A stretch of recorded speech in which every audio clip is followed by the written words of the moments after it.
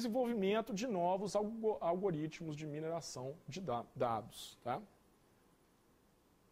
E aí a gente chegou no ponto aqui de começar a falar de assuntos mais técnicos. Tá? A gente chegou no ponto de falar sobre a plataforma motivadora dessas aplicações de mineração de dados, que é o Observatório da Web. Tá? Para quem ainda não ouviu falar, para quem está de fora, esse é um projeto, tá, que é vinculado ao Instituto Nacional de Ciência e Tecnologia para Web, tá? Que é esse símbolozinho aqui. Tá? E a missão desse projeto é de transformar em tempo real grandes volumes de dados em informação. Tá? A gente pode chamar isso de outra forma, é a mineração de grandes volumes de dados em tempo real, que por coincidência é o nome desse curso aqui. Tá? Bom, sobre o Observatório da Web, deixa eu só ter uma certeza aqui. Tá? Sobre o Observatório da Web, o que tem para ser dito? Né? A primeira coisa é o que motiva ele. Quais são os desafios hoje em dia, né, impostos por aquela web social que eu já falei aqui, né, que fazem a gente precisar de uma plataforma como o Observatório. Tá? A imensa quantidade de dados, a heterogeneidade de formatos e de fontes. Então, cada dado tem um formato, cada fonte que produz um dado funciona de forma diferente. Tá? É a incerteza, subjetividade e ambiguidade dos dados. Então, os dados, às vezes, a gente olha para ele, mas ele é outra coisa. Tá? Ele é um dado que é ambíguo. Tá? Há uma evolução de padrões ao longo do tempo. Então, um padrão que um algoritmo encontrou em um certo tempo, ele pode não ser válido mais para frente. Tá? Então, aqueles grupos que aquele K-means ele encontrou ali, já pode mudar alguma coisa ali e os grupos têm que ser... Tá? Em suma, há uma dinâmica de tempo real, tá? Onde a gente não pode ter um resultado que é estanque. A gente tem que refinar o resultado, os modelos, a todo momento. Tá? E em tempo real. Então isso é um desafio muito grande para as técnicas de mineração de dados atualmente. Essa aqui é a estrutura, o pipeline, vamos dizer assim, que o observatório segue. Tá? Tem muitos aqui que eu sei que já conhecem essa parte, tá? Então vai ser bem simples de se entender. Esse pipeline ele é dividido em 5 partes. Tá? A primeira parte é o que a gente chama de coleta dos dados. Então a gente tem que especificar de onde a gente quer coletar os dados. É de um blog? É o Twitter? É o Facebook? É a Globo.com? De onde que é o dado que nos interessa? Tá? Então é uma fonte ou um conjunto de fontes são pré-estabelecidos e é de lá que o observatório vai coletar os dados que vão ser armazenados. Tá? Bom, e essa coleta ela é feita com base em quê? É feita principalmente com base em palavras-chave. Né? Então você tem um tópico que te interessa, né? Como, por exemplo, o Campeonato Brasileiro de Futebol. Né? E dado que esse tópico te interessa, você tem que estabelecer quais as palavras-chave que você quer usar para coletar os dados. Essas palavras-chave podem, por exemplo, ser o quê? Os nomes dos times, ou os nomes dos jogadores, tá? Ou outros nomes. Tá? Tudo que for do seu interesse sobre esse tópico, você vai usar como a palavra-chave para fazer a coleta. Tá? A segunda parte, ela é muito importante também. E a gente chama ela de extração de informação. Tá? Mas simplesmente de extração. Tá? E é aqui onde a gente prepara, né, os dados que estão brutos, cheios de ambiguidade, de incerteza, né? Os dados estão ainda pobres, tá? Para que a gente consiga fazer a análise. É aqui que a gente prepara esses dados para que eles fiquem propícios para uma outra etapa, que é a de análise, tá? Que vem logo a seguir. Tá? Nessa etapa aqui, aí sim acontece toda a sorte de análises, toda a sorte de uso de técnicas de mineração de dados. Tá? Tudo que a gente viu até agora e coisas que a gente vai ver mais para frente podem ser aplicadas nessa etapa aqui do pipeline. Tá? A outra etapa é a etapa de visualização, todo o pós-processamento que possa ser feito. Tá?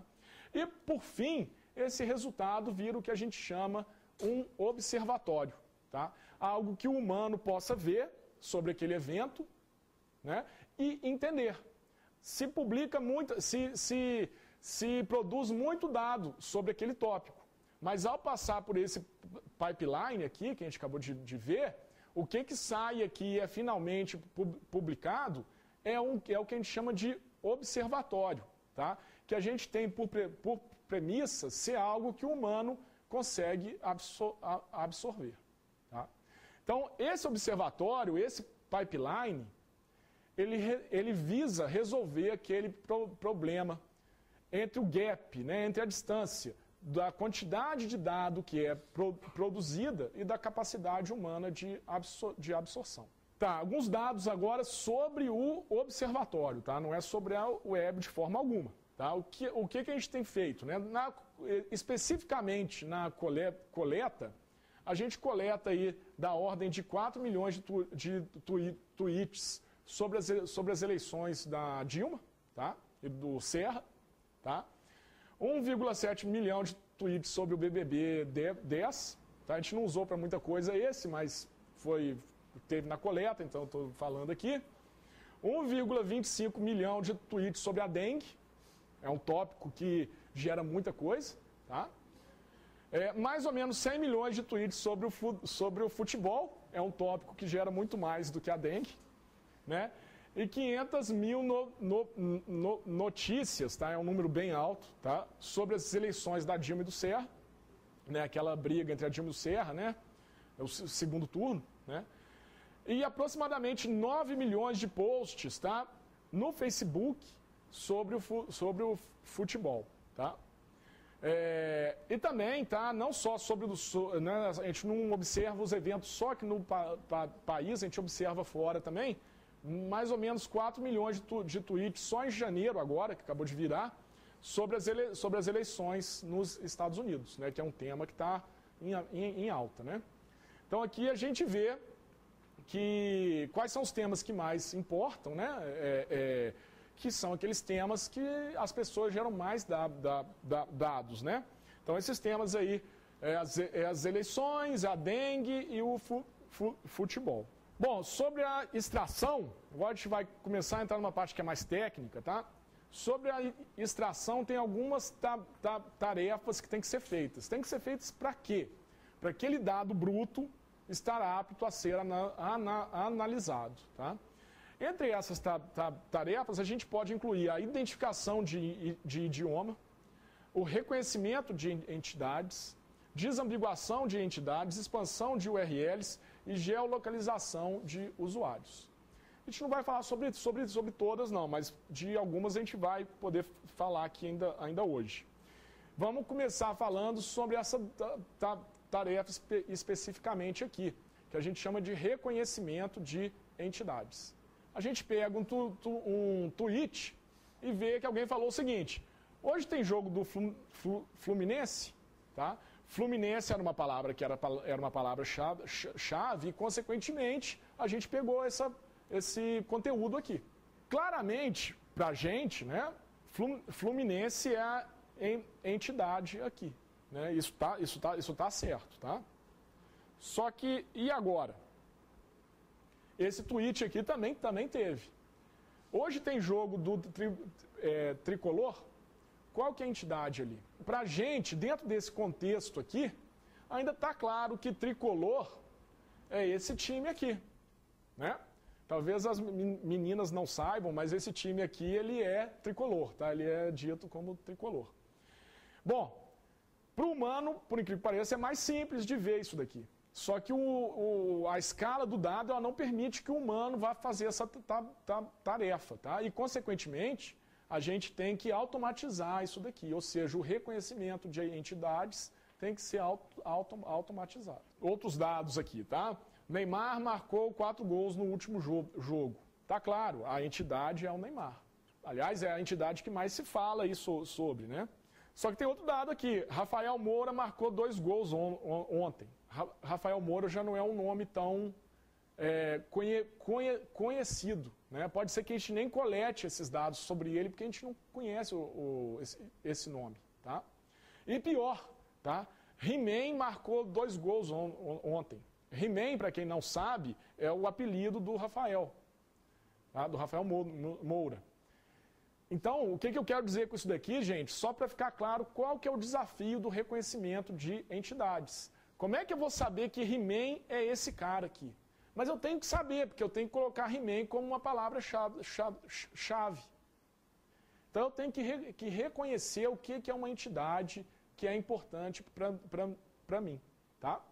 Além disso, depois a gente vai ver mais tarde isso, a gente vai discutir sobre isso também. Mesmo que eu descubra que He-Man é uma palavra-chave, como é que eu sei que He-Man é o jogador e não aquele cara que briga lá com o esqueleto, que é o irmão da She-Ra, né? Então eu tenho que saber isso daí também. Sendo mais formal, tá? Essa tarefa de reconhecimento de entidades, ela consiste em encontrar as menções a entidades, onde na frase houve a menção real àquela entidade do meu interesse. Então, se a entidade do meu interesse é um jogador, eu quero naquela frase, tweet, o que quer que seja, um post, saber onde teve a referência para o jogador. Isso é importante para diversas tarefas que vão vir para frente, tá? E é óbvio, uma coisa que é óbvia, é que as entidades podem não ser pré-estabelecidas, tá? Eu posso não conhecer o universo de possíveis entidades, tá? Para resolver essa tarefa, tá? Aqui a gente já começa a falar de quê? De mineração de dados novamente, tá? Mas aí a gente começa a falar que para resolver essa tarefa aqui, a gente utilizou um conceito ou uma técnica de aprendizado de máquina, tá? Que faz parte, tá? Pode ser dito que faz parte da mineração de dados, tá? Essa técnica é chamada de Conditional Random Fields, tá? Mais simples para a gente aqui, CRF, tá? E o que esse CRF ele faz? É a partir de um conjunto de exemplos. Lembra lá da classificação, que eu tinha um exemplo de quem sobreviveu e quem não sobreviveu? Então, essa técnica aqui também assume um conjunto de exemplos, tá? E o que ela faz é gerar um modelo que captura a estrutura do texto. E esse modelo, ao capturar a estrutura do texto, ele vai conseguir falar, opa, isso aqui não é uma entidade, mas isso aqui é. Tá? E como é que isso aí é feito?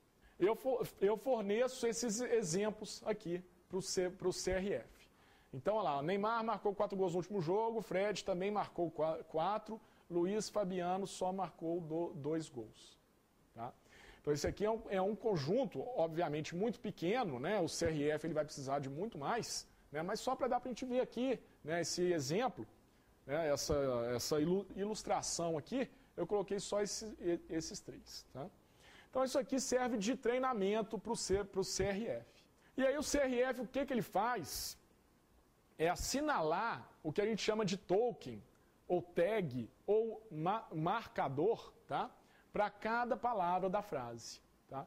E a gente pode ter diversos marcadores. Tá? Os mais usados são esses 5. Tá? Então, o marcador único, ou U, né, é a palavra da entidade. Então, Neymar iria receber esse U. Tá? Porque é uma palavra única que representa a entidade Neymar. Tá?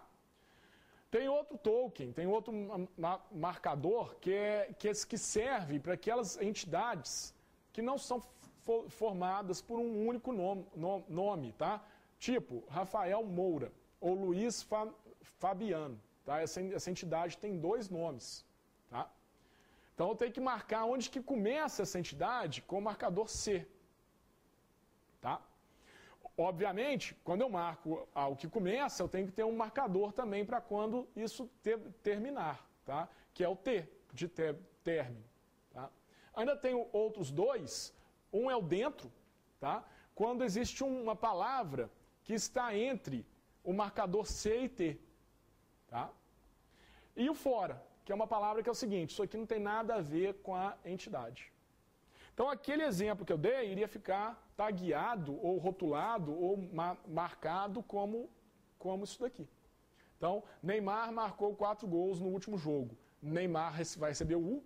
Por quê? Porque ele é entidade, e o nome é único, então é U, e todo o resto é F. Isso aqui não tem nada a ver com a entidade de jogador de futebol, isso aqui também não tem, isso aqui não tem, isso aqui não tem, isso aqui não tem, nada. Tá? Fred também marcou 4. Vai acontecer uma coisa muito similar. O Fred não é um nome único, isso aqui não tem nada a ver com o jogador. Luiz Matador Fabiano só marcou 2 gols. Tá? Aí aqui sim, Luiz Matador Fabiano representa uma entidade. Essas 3 palavras representam uma entidade. Tá? Que é aquele jogador, tá? Que foi para a Copa e tal, fez gol de mão e tal. Que começa com C, por quê? Porque é o começo de uma entidade, tem um nome dentro dela e termina com Fabiano, que é o T. E o resto tudo está fora, não representa um jogador.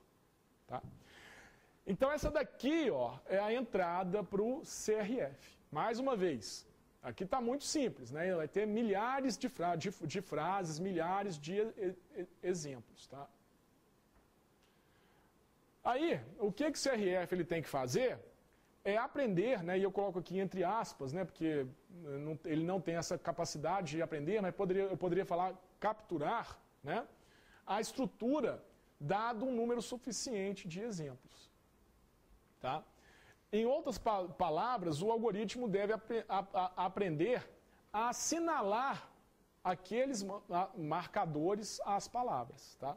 Então, esses marcadores aqui, ó, que eu vou passar como exemplo para o CRF, quem é que marcou com UF, CDT, foi um humano. Tá? Um humano é que marcou isso daqui. Ao fornecer essa entrada, esses exemplos para o CRF, o que ele vai fazer é um autômato que vai ser capaz de perceber uma palavra, né, dado que ele viu isso tudo aqui, ele vai ser capaz de perceber uma palavra e rotular ela e marcar ela com a devida letra. Tá? Essa é que é a tarefa que o CRF tem que fazer, produzir esse autômato. Tá? Que ao percorrer uma frase, ele consiga rotular essa frase de forma automática. Tá? Essa assinalação, ela leva em conta tanto a estrutura, que a gente acabou de ver, tá? Quanto o conteúdo ou significado das palavras. Então vocês vejam aqui que gol, ó, é uma palavra que acontece algumas vezes. Marcar acontece também. Então o CRF leva em conta essas 2 coisas, essas 2 informações, para gerar um autômato, que é um modelo que, ao você julgar uma nova frase, que você não sabe onde está a entidade ali, ele vai conseguir rotular palavra a palavra de forma que a entidade seja separada do resto. Tá? Aí sim, eu vou passar. Rafael Moura marcou 2 gols ontem. O CRF, com o autômato que ele gerou, ele vai perceber que antes de marcou gols, sempre vem uma entidade. Essa entidade pode ter um nome único ou pode ter um nome, né, ou pode ter mais de um. Tá? No caso aqui são 2, Rafael Moura. Então ele vai saber que tem que marcar com C e T. Tá? Então esse contexto, o CRF ele vai servir para aprender, aprender, né, esse contexto, tá? Essa estrutura do texto. Tá? E isso é usado no observatório na tarefa de reconhecimento de entidades. Tá? Tem uma outra tarefa que é bem importante também, que é a desambiguação de entidades. Tá? É uma tarefa da extração de dados também. Tá? Então agora mudou, tá, gente? Antes era reconhecer a entidade. Não importa se ela é a entidade realmente ou não. Então, se tem um texto lá falando He-Man brigou com a She-Ra, a gente vai falar que aquele He-Man ali é jogador. Aliás, só se eu falar He-Man brigou com a She-Ra e marcou um gol. Aí ele vai saber que aquele He-Man ali é uma entidade jogador. Tá? Só que não é. Na verdade, embora ele chame He-Man, ele, na verdade, é o irmão da She-Ra e não o jogador. Isso faz parte da desambiguação de entidades. Ou seja, uma entidade pode ter vários significados e você quer saber qual é o significado daquele texto ali. A qual entidade realmente aquele texto se refere, aquele nome se refere. Tá? Então, olha lá. Hoje tem jogo do Tricolor. Qual Tricolor? Pode ser o Fluminense, pode ser o Bahia, pode ser o Grêmio. E por cargas d'água, Tricolor é o apelido mais comum de todos os times. Então pode ser muito time aqui. Tá? Como é que eu vou descobrir que Tricolor é esse aqui? Porque eu tenho que descobrir isso, eu tenho que descobrir a que time que se refere àquela frase ali. Para isso que serve essa tarefa de desambiguação de entidades. Essa tarefa, mais formalmente, ela consiste em associar a menção que foi feita, o nome, tá? A entidade no mundo real, se é o jogador ou se é o irmão da She-Ra. E o problema é que essas menções podem ser, e muitas vezes são, ambíguas. Mais uma vez, a gente vai usar um conceito aqui, que é um conceito de aprendizado de máquina, tá? Que é um algoritmo que a gente chama de Lazy Associative Classification. Ficar mais simples, daqui para frente, vai chamar ele de LAC, tá? E esse algoritmo, a gente vai falar dele muito para frente, tá? A gente ainda vai falar ele outras vezes. E no caso específico, tá? Ele pode solucionar várias tarefas dentro do observatório. No caso específico da desambiguação de entidades, ele vai servir para gerar um modelo capaz de associar menções ou nomes à verdadeira entidade do mundo real. Tá? Como esse algoritmo aqui a gente vai falar dele muito ainda, tá? Ele vai resolver outras tarefas de mineração de dados no contexto do observatório, eu vou falar um pouquinho mais especificamente sobre ele. Tá?